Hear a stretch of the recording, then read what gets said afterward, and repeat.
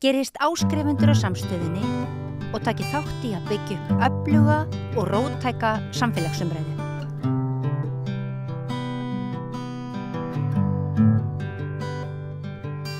Já, við ætlum að halda áfram umræðu vímuefni, vímuvarnamál og menning okkar í tengslum við þann vanda, það verkefni. Árni Guðmundsson, forvarnafulltrúi, hefur verið hér reglulegur gestur og rætt undanfarið meðal annars börn, íþróttir og áfengi.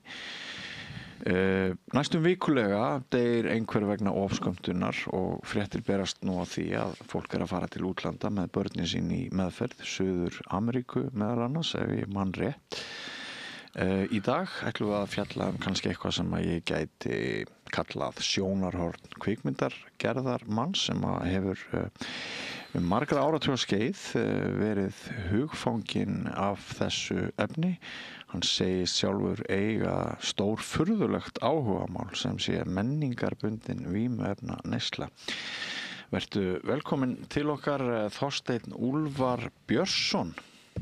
Þakka fyrir það. Fyrsta skipti sem þú kemur hér á Rauðaborðinu, ekki satt? Jú. Sko, þú hefur skrifað hvorki fleiri né færri en... Það ekki konar 11 og 12 sem eru komnar vímuefni. 11 eða 12 bækur vímuefni. Og ég held hérna á einni, hún heitir Draumsól, saga menning notkun. Það er menningin sem að þú ert upptekinn af. Já, eða sérst menningabundin vímuefna neysla. Já, vegna þess að vímuefni hafa verið með okkur alveg frá elstu dæmi er einmitt í þessari bók. Já. Það fundist menjar 280.000 ára gamlar neanderdalsmenn. Þeir notuðu og kunnu á og notuðu draumsól eða ópíum. Já. Fyrsta Margaret Mead segir að að hennar dómi sé fyrsta merki Hún er mannfræðingur, ekki rétt? Nei, hún er mannfræðingur. Já. Jú, mannfræðingur. Já. Að það er lærleggur úr neanderdalsmanni sem að ber þess merki að það hafi verið annast viðkomandi og hann hafi fengið sérsagt fæði og klæði og húsaskjól og vernd meðan að þetta var að grófa. Og þetta er fyrsta merki lækningar sem að við höfum nasasjóna af. Og þetta er dálítið merkilegt því að ef að neanderdalsmenn vissu þetta, þeir voru að blandast við Denisovan menn og þeir voru að blandast við Homo erectus og sennilega fleiri tegundir. Nú er allt í uppnámi hvað voru margar tegundir á þessum tíma. Nýjar kenningar.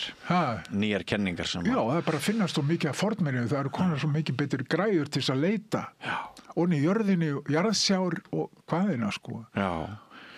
Þannig að ópíum er eftir því sem að þú veist best fyrsta vímuefnið sem að við notum. Hvað með þess Gætu verið að sveppirnir séu eldri. Já, ég ætlaði einmitt að spyrja það. Hvað með þessa sveppi? Já. Það er ekki ólíklegt að þeir hafi verið snemma á ferðinni. Já, sveppir eru sennilega þriðja elsta lífvera jarðar á eftir bakteríum og veirum. Já. Og svo koma einfrumungar og svo smá sem að lengjast keðjurnar og endanum þá verða þetta er einhver milljón ár þá verður fyrsta lífveran til. Já. Og en svo gætu sveppir hafa borist utan á geimnum. Það er talið að 40.000 tonn af geimríki falli til jarðar árlega og sveppagró er eina sem að maðurinn veit sem að þolir intergalactic travels. Já. Að talið er. Þannig að það þarf ekki nema eitt gró sem spírar í jarðvegi á jörðinni og þá voru þetta komið á stað. Já. Höldum okkur aðeins lengur aftur í fortíð.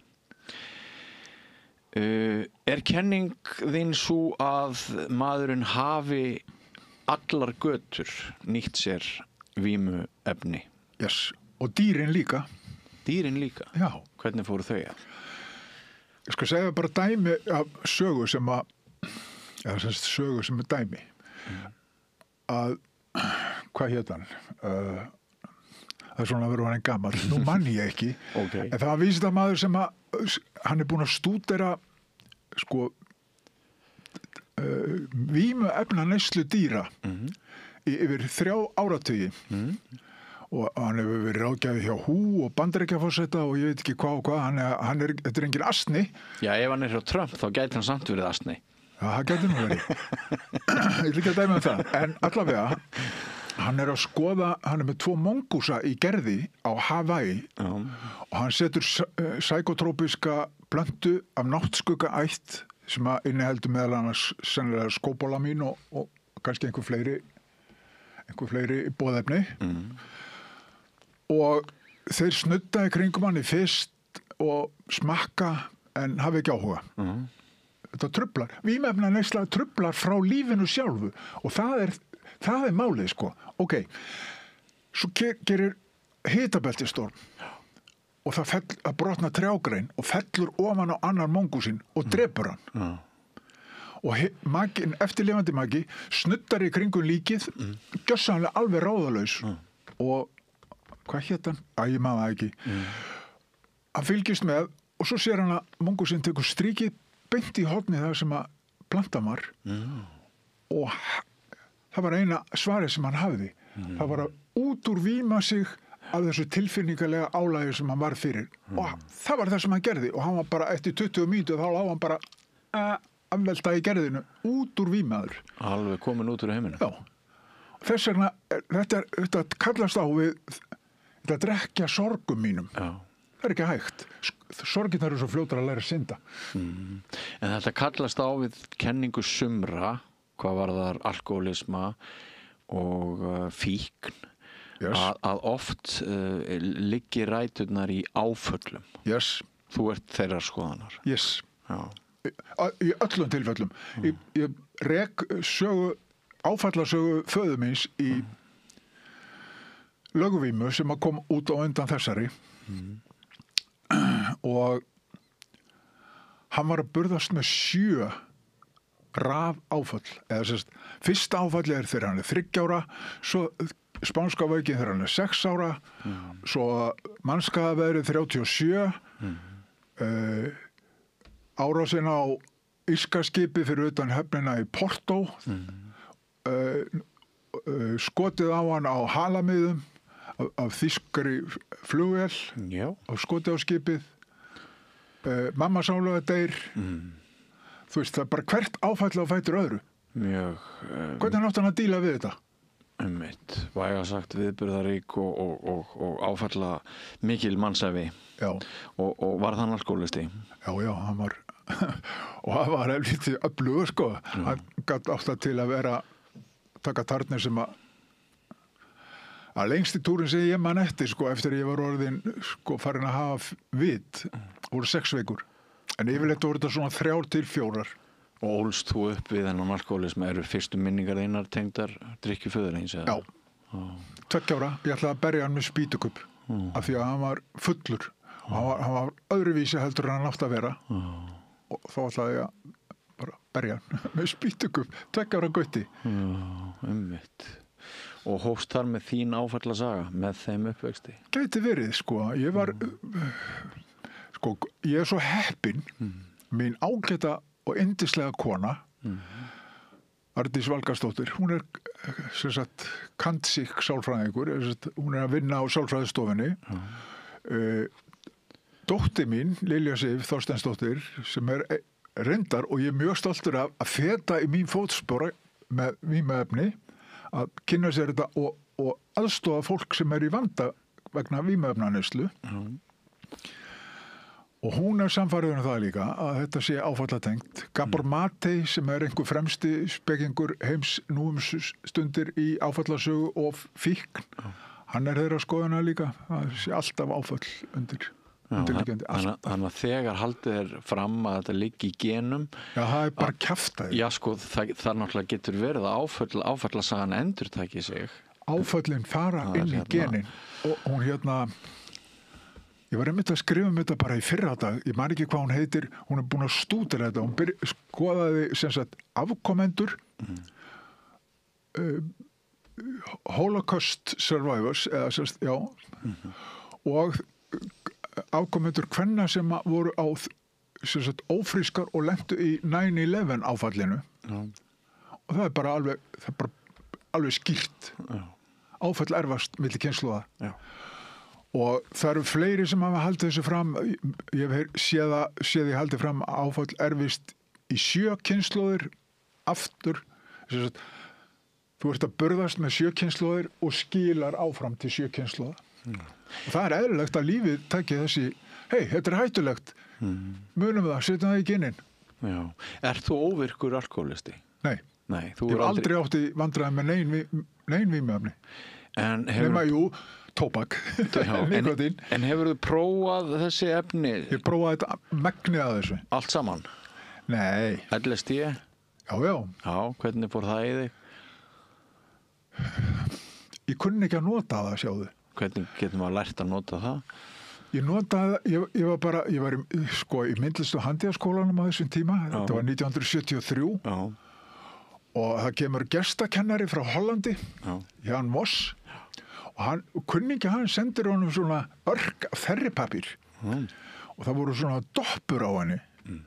Og við klipptum þessa doppur í 2 og fengum þetta fína tripp, sko. En hvernig leiddu við trippinu? Við fórum í strætó, fengum skiptimiða og átum þá milli leiða og fórum svo í næsta og fengum nýja skiptimiða átum þá. Svo fórum við í Fólsakanrúbrauði upp í Hvalfjörð með fullt af blöðrum, príluðum upp á þyril, sleftuðum út í loftið og sagðum, vá, ég meina, þetta er ekki notkun, þetta er bara rugl, þetta er óvirðing við sem sagt miðlinn LSD vegna þess að það er mjög kröftugt efni og getur sýnt þér alls konar hliðar á sjálfum þér sem að og þess vegna langar mig að prófa það aftur undir leiðsögn sálfræðings. En ertu þá bæði gagnrýnin á notkun vímuefna en líka svona opinn fyrir notkun þeirra? Já. Það er hægt að vera sem sagt ságaur. Sko, ef þú sendir einhvern út á sjó, þá er mjög æskilegt að hann kunna synda, ekki satt? Þannig að við kennum fólki allt sem að við þurfum, allt sem það þarf að vita hvernig þessi vímuefni virka og hvað þarf að varast. Og ef að það er gert, þá verður þetta ekkert vandamál því það er bara þeir sem að lenda í áfalli, eða eru að burðast með áfall, sem verða, sko, það sem við kallum fíkla og sem við kalla að ég sé með vímuefnaröskun. Já. Ég kalla það fíkla það sem ég finnst fíkill mjög gott orð. Ég er mjög fíkin í það að faðma börnin mín. Ég er mjög fíkin í það að faðma konuna mína og barnabörnin. Og ég er mjög fíkin í góðan mat. Þar með er ég fíkill. Ég er fíkin í súkkulaði. Ég get étið súkkulaði endalaust. Sko, þetta er áhugavert. Ef þú værir að tala í ákvæmum tóbak, þá værir að brjóta lög. Og það væri alveg á mörkunum og það væri hægt að senda út þáttinn. Þannig eru bara lögin. Ég veit það. Ef þú værir að tala í ákvæmt sjálfsmorð, þá myndu aldrei senda út þáttinn. Nei, ég veit það. En sem sagt, það kviknar siðferðisleg spurning, börn að hérna fylgjast með þessum þætti kannski og eitthvað svona og já, hann er að segja LSD getur verið helviti gott tripp og svona. Já, er ábyrgðarhluti að tala eins og þú gerir? Sko, með öll þessi efni, ef þú ert að prófa eitthvað efni í fyrsta skipti, þá bara í guðana bænum, ekki vera einn og hafðu einhvern með þér sem að hefur reynslu, sem getur sagt þér hvað þú átt að taka mikið, hvernig þú átt að taka það og er með þér allan tíman. Þannig að þú farir ekki að sko éta fullt af trjónupælu og labba svo berraðsaður á Vesturlandsveginum, sko, eða Suðurlandsveginum. En nú eru örugglega margir sem spyrja, sko, af því að þú veist ekkert hvað verður þig þegar þú neytir einhverja efna og aðstæðurnar getur verið erfiðar, er þá ekki bara best að sleppa því? Að sjálfsögðu best að sleppa því. Já. En við gerum ýmislegt sem væri, sko, öruggara að sleppa sem að við gerum samt, eins og til dæmis teygjustökk. Já. Einmitt, þú líkir því við það. mannlegt eðli, forvitni, eða klifur í klettum. Já, bögranir og allt það. Já, það alls konar áhættu hegðun sem að menn stunda. Já. Bara það að fara á hestbak, þú getur hálsbrotið við það að detta baki, Jú. Þannig að það bara, lífið, það býður ekki upp á safe passage. Það eru alltaf hættur. Alltaf. Því miður. Lífið bara þannig. En af því að menningin í tengslum við vímuefni þér svo hugleikin. Nú talað að menning okkar sé slík að þessi málaflokkur sé komin í hendur markaðsaflana, peningaaflana, og að því myndist hérna í inngangi á Árni Guðmundsson forvarnafulltrúi hefði verið hérna nokksinum og nú síðast að ræða við mig áfengi, börn og íþróttir. Að það við mjög ramman reip að draga. Við erum með börnin lokuðin í bergmálshellum á internetinu eins og við sjálf erum föst í og hérna sumir myndu ætla að vegna þess hve markaðsítökin eru mikil þá þyrftu að streitast með óvinnu svona sterkum hætti við menningarlega þeim öflum. Já, þessi mál eru alveg gífurlega flókin og viðkvæm vegna þess að það eru svo opbóðslega marga breytur. Það eru næstu því jafn marga breytur eins og einstaklingarnir eru margir. En við skulum ekki horfa fram hjá því að þessi efni þau valda ekki vímunni í sjálfu sér, heldur tryggera þau eða þau kveikja á ákveðnum rofum í okkur sjálfum sem gerir það verkum að heiladingull og fleiri líffæri og heili, nýru, lifur fara að framleiða efni og það það sem gerir okkur hæ eða veitir okkur áhrif. Það eru innrænu efnin. Það ekki það að þú drekkur áfengi og þá færðu alkohól í líkamann. Og hvað þýðir það? Það þýðir það að við mjög litla neyslu það fyrsta sem áfengi ræðst á og áfengi og tóbak, einu löglegu vímuefnin, hafa þann sess að þau ráðast, þau eru algjöru sósíalistar. Þau ráðast á allt jafnt. Tennur, hár, bein, neglur, vefi, blóð, vökva. En það fyrsta sem áfengi gerir við mjög litla reynslu, það að kippa dómgrindin úr sambandi. Það svæfir þær heilastöðvar sem sjá dómgrind. Og þá getur þú ímyndaði hvernig eftirleikurinn verður. Þess vegna getur fólk ekki hætt, drekkur alltaf meira. Og það leiðir þá hugan kannski að næstu spurningu að þér finnist lítið vit í því að áfengi sé leyft hér sem og tóbak og það hefur verið valið úr af einhverjum menningarsögulegum rótum eða einhverju sem að ég ætla ekki að fara nánar út í en það sé annað bannað. Við höfum að leyfa þetta allt. Við höfum að leyfa þetta allt, segir það. Og meira segja við höfum að leggja af tilvísanakerfið. Ég fór að kynna mér þetta vegna þess að ég fekk hugmynd. Það kemur fyrir ég fæ hugmynd. Og ég fór að kynna mér það hvað nám á baki hjá geðlæknum annars vegar, sálfræðingum hins vegar og svo lyfjafræðingum. Sálfræðingar mega ekki skrifa út lyf. Og ef þeir standa frammi fyrir vandamáli sem ekki hægt að leysa með samtalsmeðferð eða EMDR eða einhverju, þá gefa þau tilvísun til geðlæknis. Geðlæknirinn skrifar út lyf. Sálfræðingurinn með 5 ára sérnám á baki sér. Bara sálina, eða vitundina, það sem við myndum kalla spirit. Geðlæknirinn, ég trúði ekki mínum eigin augum þegar ég las á vefi Háskóla Íslands að geðlæknirinn, hann lærir læknisfræði og svo lærir hann 3 mánaða kúrs í sálfræði. That's it. Ég trúi þessari tölu ekki. Þetta hlýtur að vera rugl. Og það eitthvað svipað upp á teiningnum með lyfjafræði hjá venjulegum lækni. Þannig að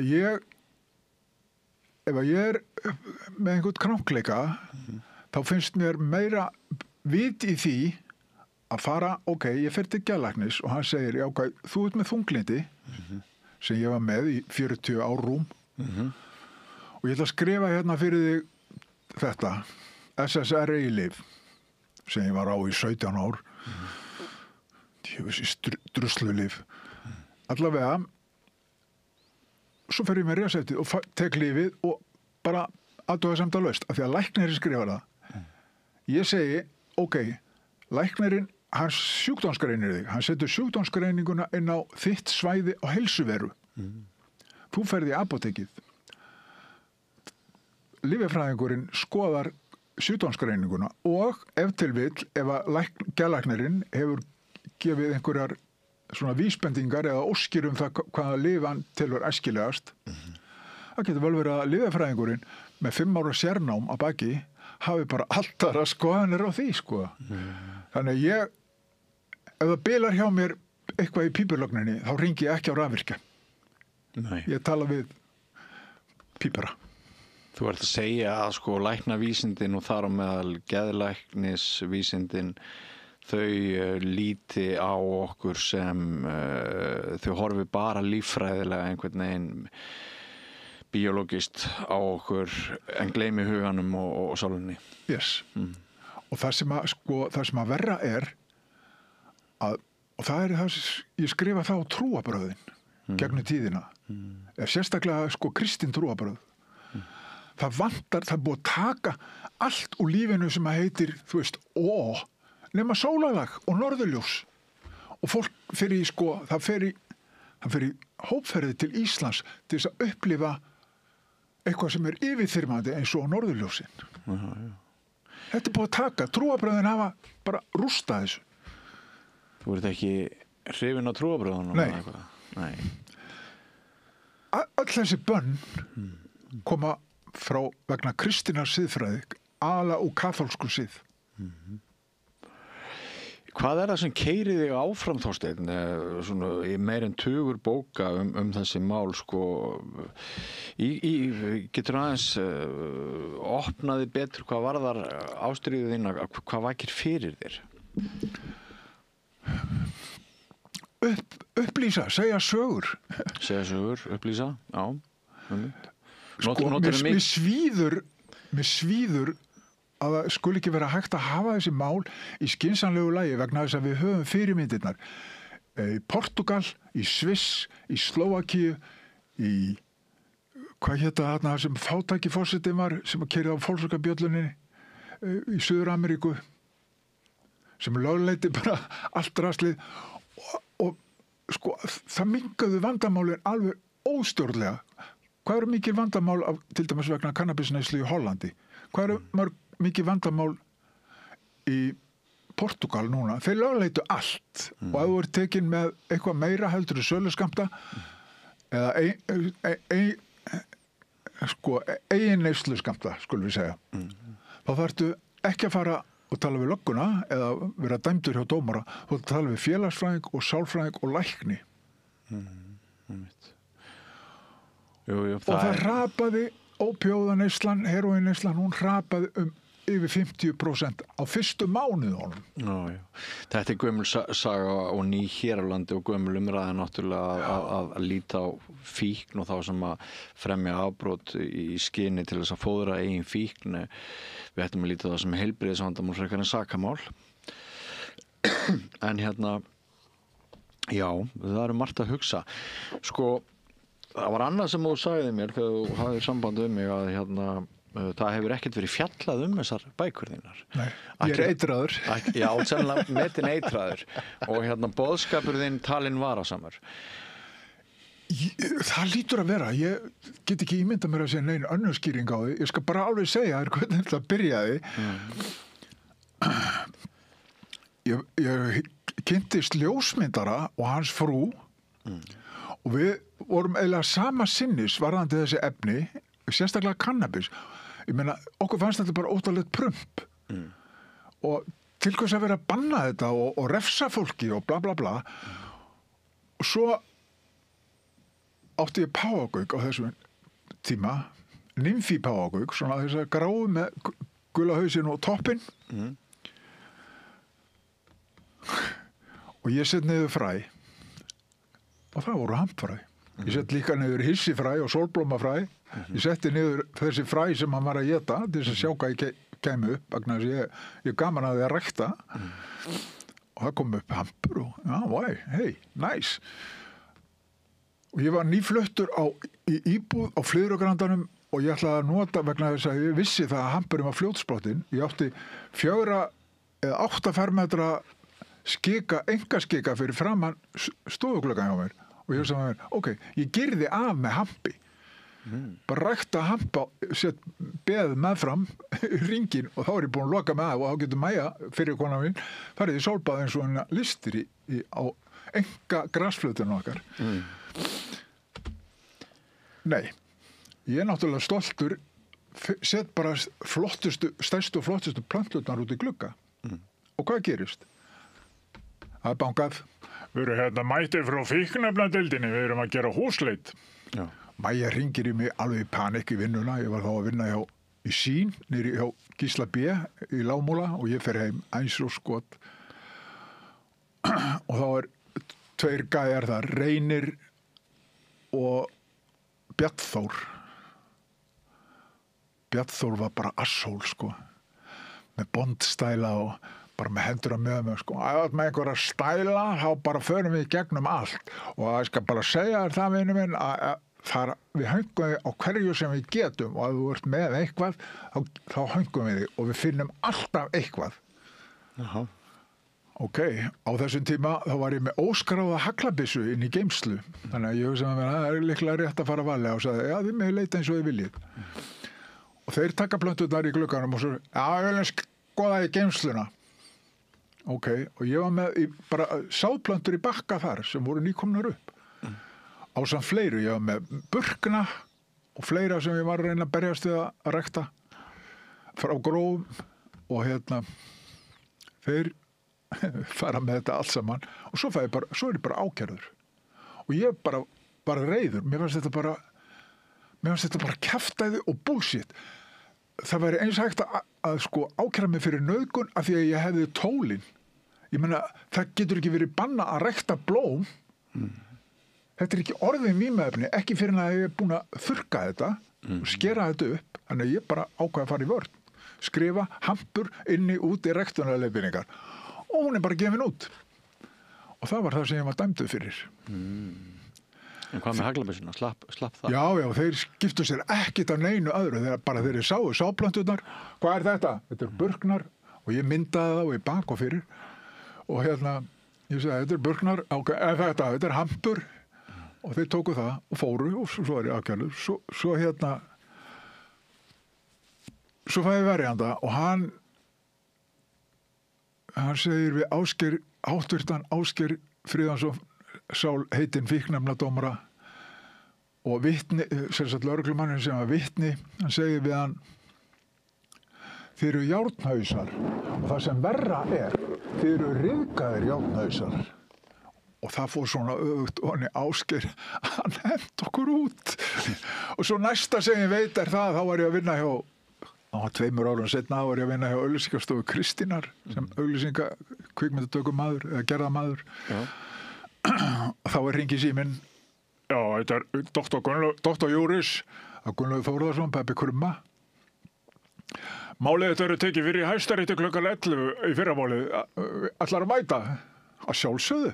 Akkur er þú með þetta mál? Ég ætla að verja mig sjálfur. Já, mér var afhent þetta. Og ok, ég mæti niður í Hæstarétt. Og þar er, hvað hét hann? Þórður Björnsson, fyrrverandi heitinn ríkissaksóknari. Hann stendur upp og það eru 3 dómarar sem sitja þarna við háborðið. Þetta var í gamla húsinu, sko. Gamli Hæstaréttur. Og Þórður byrjar sína ræðu og rekur máli frá A til Ö. Hann hafi verið samferður sagt ákærða í upphafi en þegar hann hafi verið að skoða betur þá sé ekkert það í málinu sem ákærði hafi afhafst sem ólöglegt megi teljast. Það sé ekki bannað að rækta blóm. Og þarna séu lifandi blóm að ræða og það bara sé útiloka að refsa fyrir það og þetta brjóti ekki í bága við hvorki íslensk lög eða singulsamþykktina eða aðrar alþjóðasamþykktir sem við erum aðilar að. Og dómararnir verða alltaf langleitari og Dr. Júris hallar sér að mér og hvíslar svona út hann hann hlutur málið bara alveg þér í hag. Ég þarf ekki að segja neitt. Og ég vildi hann hefði gert það reynda. En Rónir sagði, svo allt í einu stingur einn dómarinn upp á því að það sé gert réttarhlé. Allir fara fram að fá sér kaffi og ég tala við ekki Valtýr sem tók við svo sem ríkissaksóknari. Já, hann var aðstofamaður Þórðar á þessum tíma sko. Hann leit voðalega skrítilega á mig og ég segi þetta gengur bara vel. Þinn maður bara helviti öflugur. Ég honum mjög þakklátur. Og hann bara, ég fekk bara augnaráð sko. Svo kemur réttarþjónn inn og kallar á Þórð inn til dómarana. Og Gunnlaugur, eða Dr. Júris, við vorum saman í pottfélaginu í Laugardalslauginu á þessum tíma. Hann er kallaður inn og svo bara kemur réttarþjónninn og segir kaffitíminn búinn, gangið í sal. Og við förum inn og ég sest bara í góðum spirit sko, búin að vinna þetta mál og allt hvaðina. Ó nei, þá stendur Þórður upp og heldur áfram og tala bara um bókina og ekkert annað. Ég var ekkert ákærður fyrir bókina. Og svo lýkur hann máli sínu og sest. Og Dr. Júris stendur upp og segir já, ég er nú með þessum manni Þorsteini Úlfari í pottfélaginu ásamt Steingrími Hermannsinni og fleiri góðum mönnum og ég get fullyrt að þetta góðum maður og eitthvað svona, eitthvað bara bullshit. Og svo bara settist hann aftur og ég horfði bara í forundran á hann sko. Og dómararnir fara og við bíðum og þeir kom inn eftir 2 mínútur og sagði já, við ætlum að dæma þig í hvað var það, 6.500 krónur sekt og eitthvað svo leysi. Vegna brot sem ekki var ákært fyrir. Já. Og svo svo fæ ég, svo er þetta bara tekið til dóms. Svo líða nokkri dagar og þá kemur sko svona rammagrein aftan á mokkanum, 3 dálka með fyrirsögn dæmdur fyrir kannabisræktun eða kannabisframleiðslu. Ég man ekki hvernig fyrirsögnin var. Það er hægt að finna þetta sjálfsagt á tímarit.is. Sem var röng fyrirsögn. Það var þetta sko, ég hefði verið dæmdur. Og svo liðu árin og ég var farin að vinna niður í Koti hérna upp í Skipholti 31 þegar ringi síminn og Ásgeir Friðjónsson dómari í símanum og segir verðbólgan ég er búin að höggva í þetta það er stór upp að var ekki hægt að fá þetta til að koma hérna og tala við mig aðeins minnst að kosti og ég sagði, jú, ert ekki bara við á kontornum og ekki bara skjóta stiðinn jú já, ég var komin eftir 5 og ég bara keyrði beint niður í og lagði inn í porti bara eins og lögga sko. Og upp á kontor bankaði, hvað er þetta mikið? 3.500 krónur í sekt og 6.500 krónur í málskostnað. Já, það er 10.000 skall og ég tekur ekki á þessun. Hvað, allar að borga þetta allt? Já, tekur ekki á þessun? Jú, ég borgaði, fekk kvittun og fór. Eftir það mátti ég aldrei hitta Ásgeir á förnum vegi, öðruvísi heldur en ég væri dreginn inn á kaffihús og hann barmaði sér yfir því, dömpaði bara á mig yfir því hvað allir þessir helvíti stópistar væru vondi við sig. Svo líður bara nokkri mánuðir og þá var ég að koma heim í strætó. Þá var ég skilinn því að þetta náttúrulega rústaði hjónabandinu. Þessi ræktun. Þessi skýrmis við lögguna. Þannig ég var fluttur út, slippur og snöður, fekk myndavélina mína, bækurnar mínar, sængina mína og einn pott. Það var það sem ég fór með. Jú, fötin mín. Og bjó inn í Fossvogi og það vildi svo til, ég fór úr strætó við það sem hvað heitir það? Póló og Bústaðveginum. Strætóstoppustöðinni þar og labbaði svo niður í þetta og hann í neðsta landinu þarna, Hörðalandi held ég að hafi verið. Og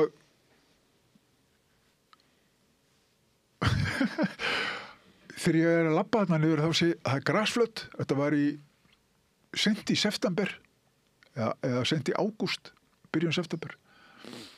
Og þá sé ég að það er fullt af köttum og þeir eru allir að éta eitthvað af grasflötinni. Og ég segi við sjálfum mig, heyrðu býtu, kettir, þeir éta bara hreint prótín. Þeir eru ekki grænmetisætur, þeir eru no way að kettir geti verið vegan. Hvað eru þeir að éta? Eru þeir að éta snigla? Þannig ég fer að skoða, nei, þá voru þeir að éta trjónupæðlur. Og ég tók spretti, ég þekkti þær, ég vissi hvað það var. Sveppa hverið eftir hann Helga Hallgríms sem var nýkomið út og ég var búinn að lesa þær á þar. Og fór heim, náði plastpoka og týndi eins og ég gat. Og það var bara alveg slatti í plastpoka. Fer inn í efstu blokkina, las á dýrasíman Ásgeir Friðjónsson, þriðja hæð, hringdi dýrabjöllunni. Já, þetta er Þorsteinn Úlfar, segi ég hérna með smá sendingu til þín. Já, allt í lagi, vinur. Ég fer upp, hann kemur til dyra og ég rétti honum pokar og segi, hérna eru vímuefnasveppir sem að kettirnir í hverfinum voru að éta hérna á grasflautinni fyrir utan. Þú ættir að gera eitthvað í þessu, kallinn minn. Blessaður og fór. Og svo var ekkert meira með það. En þetta sýnir bara hvað eru margvíslega fletir á þessu. Já, sko, hérna, þú sagði mér líka í aðdraganda okkar fundar hér að einu sinni hefur farið í viðtal, var það á Rás 2 eða? Já. Og gekk það ekkert rosalega vel eða hefur einhver eftirmál? Nei, já, þetta var svolítið sérstætt, sko. Vegna þess að, já, lögvíma var nýkomin út og það eru þarna 2, kall og kona. Og til að fjalla þáttastjórnendur. Já, þáttastjórnendur. Og þau vildi eiginlega ekkert ræða pointið í bókinni. Það var greinlegt að þau ekki litið í hana. Það var ein spurning svona beinlínis vímuefna tengt og það var um kaffi sem ég sagði þeim bara alveg hreinskilnislega að það myndi hækka í verði og jafnvel hverfa vegna þess að það eru loftslagsbreytingar sem að sjá það. Ekki maðurinn. Þeir eru alltaf að færa sig ofar og ofar til dæmis í Suður-Ameríku í fjárslegarnar og eru konur upp í klettabelti með ræktunina. Og hvað gerir svo í viðtalinu? Þeir vildi bara spurðu bara út í mig og spurðu út í pappasáluga og ég sagði þeim það undan og ofan af því. That's it. Þetta var svona míní einslega eitthvað. Þorði ekki að snerta á þínum skoðunum. Hvað segirðu? Þau þorði ekki að snerta á þínum skoðunum. Nei. Sennilega. Nei. Það er nefnilega það sem er finnst mér í þessi þjóðfélagi. Það er allir svo viðkvæmir fyrir orðum. Það verður eitthvað, það verður einhver hluti þeirra sem að horfa á þetta spjall okkar sem hristir höfuðið. Til hvers að verða að hleypa þessum manni í sjónvarp, hann er stórhættulegur. Já, ég er stórhættulegur. Ég með skoðanir. Og eins og allar aðra mammur á jörðinni, þá er ég með hættulegasta vopn sem maðurinn býr yfir. Heilan. Já. Skál fyrir því. Já, ég skal skála í kaffi fyrir því. En hérna... Já, kaffi, já, ég er með eitt svo betur. Já. Heyrðu Þorsteinn, við verðum að fara að ljúka þessu spjalli, en hérna, þetta er það búið að vera mjög áhugavert að spjalla við þig og maður svona hugsar ýmislegt á meðan þú talar. Já. Varstu búin að kíkja eitthvað á það sem ég sendiði, PDF-skjalið? Ég var aðeins búin að kíkja á það. Já. Þú ert með nýtt verk í bígerð. Hvernig heldur það verði þegar upp er staðið? Ég hefur nú ekki forsendu til þess að meta það. En mér finnst ábyrgðar hluti þegar maður vinnur við fjölmiðlun, ef maður ætlar að filtera allar umdeildar skoðanir út. Já. Og þá margir sinna skildunni. Já, en þetta er auðvitað einstigi og hérna til dæmis ef þú værir alveg brjálaður rasisti eða vildir taka upp dauðarefsingar eða eitthvað svoleiðis þá væri ég engan áhuga á að útvarpa því, sko. Sko, það getur vel verið að ég er sjálfsagt með mjög skrýtna skoðanir. Ég er það reyndar, já, ég viðurkenni það alveg. Að til dæmis svo í sambandi við sjálfsmorð, fólk er alltaf hefur mjög sterkar skoðanir á sjálfsmorði. Eðlilega. Sko, en málið er það er ekki nema þrennt í heimi sem að við eigum. Það er lífið, það er mannorðið og sjálfsvirðingin. Jú, kærleikurinn kannski. Ef að sko, lífið er það eina sem við eigum, allt annað þurfum við í rauninni að skila til ákomendu okkar. Ef að lífið er það eina sem við eigum, akkur má ég þá ekki fara með það eins og ég vil. Ég geti þess vegna vilja sko, verða opbáslegur íþróttamaður eða geðveikur dansari eða bara hætti. Fólkið í kringu þig, það situr eftir í súpunni. Já, ég veit það. Það er gallinn. Það er downside, það er hin hliði, negatífa hliði. Það hafa allir hlutir. Mér finnst galli ekki vera nógu stórt orð til þess að ná yfir afleiðingar þess hvað gerist þegar... Nei, reyndar ekki, sko. En þetta bara sýnir það að allir hlutir, alveg sama hvað það er, þeir hafa margar hliðar. Þeir hafa jákvæða hlið, neikvæða hlið, hliðstæður, samstæður. Það er ekkert einangrað í veröldinni. Nei. Það er ekkert alveg svart og hvítt. Nei, það er ekki til. Það eru fleiri tónar. Já. En Þorsteinn, ég þakka þér fyrir komuna. Þú munt ekki hætta fyrir að þú verður búin að skrifa 20-30 bækur þína húsanir. Nei, ég ætla að vona þessi síðasta verði. Þótt að sé enginn sem fjalli þær. Þótt að sé enginn sem fjalli þær. Nei. Það breytir ekki allir fyrir mig, sko. Ég er að gera þetta fyrir sjálfa mig. Mér finnst gaman að skrifa, mér finnst gaman að segja sögur og það er svo gaman að velta fyrir sér textanum og hvaða orð maður getur notað vegna þess að mér finnst orðafátækt vera að aukast. Já. Fólk skilur, eins og ég bara í morgun, áar okkar skrifaði ég í staðin fyrir forfeður okkar. Já. Og enginn vissi hvað áar voru. Einhverjir reka upp stóru hug, áar okkar, hvað er hann að tala um ár? Já. En það svona er þetta. Heyrðu, það er búið að vera áhugavert að spjalla við þig og eru allar bækurnar gefnar út á þinn eigin kostnað? Já. Þannig að útgefendur hafa ekki verið heldur að taka þig fagnandi. Nei, ég talaði við eina útgáfu þegar ég var að gera funga. Já. Ríki Sveppakóngsins. Þá fór ég að tala við útgáfu og hann sagði bara þessi bóka svo dýr í útgáfu að ég bara hef ekki efnaði. Það er það er litmynd á annarri hverju síðu. Hún kostaði alveg shitload að prenta stafrænt því að það er það er þrefalt dýrari litsíðan heldur en svarthvíta. Já, ég skil. Það voru allar síðurnar eins og það lögðu sig. Það voru lítil Já, ég held að bara alla síðurnar verið í lit. Líka svarthvítir síðurnar. Hvað ertu gamall orðinn? Ég er 74, verð 75 1. febrúar næstkomandi. Og þú ætlar að nota hverja stund sem þú hefur Já, ég ætla að vera lifandi þangað til ég drefst. Og ég er ekki hræddur við það. Mér hlakkar alveg óstjórnlega til. Þakka þér kærlega fyrir spjallið. Þorsteinn Úlfar Björnsson. Við ljúkum rauðaborðinu með þessu spjalli okkar. Ég vil þakka öllum viðmælendum þáttarins í kvöld og mínu samstarfsfólki, tæknifólki og dagskrárgerðarfólki. Ég vil líka þakka ykkur hlustendur og áhorfendur fyrir að sýna okkur tryggð og hollustu og í hvert skipti sem að þið deilið okkar efni þá eru þið svona auka lífvænleika samstöðurinnar. Ef við erum aðeins meira ábyrjandi þá hugsa ég að það myndi fjölga áhorfendum eða styrktaraðilum okkar sem er leiðin að enn fjölbreyttari dagskrá, betri þáttum, fleira starfsfólki í þágu ykkar.